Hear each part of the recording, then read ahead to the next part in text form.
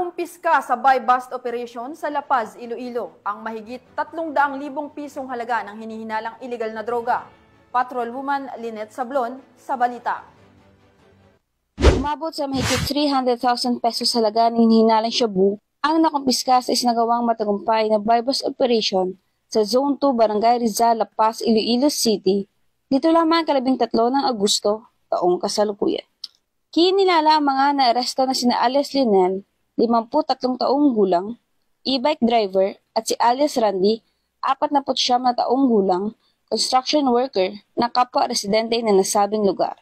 Ang operasyon ay pinangunahan ni Police Captain Roque Jimeno III, officer in charge ng City Drug Enforcement Unit. Nabili kay alias Lionel ang isang plastic sachet na hinihinalang shabu sa halagang 6,000 pesos bilang buy-bust money. Sa kabuuan, nasamsa mula sa mga suspect ang 13 plastic sachet ng iligal na droga na may kabuang bigat na humigit kumulang 50 gramo at tinatayang may market value na 340,000 pesos. Batay sa investigasyon, napag-alamang dati nakulong si alias Lionel noong 2016 dahil din sa kasong may kaugnayan sa iligal na droga, ngunit nakalaya noong 2023 matapos mabsuelto.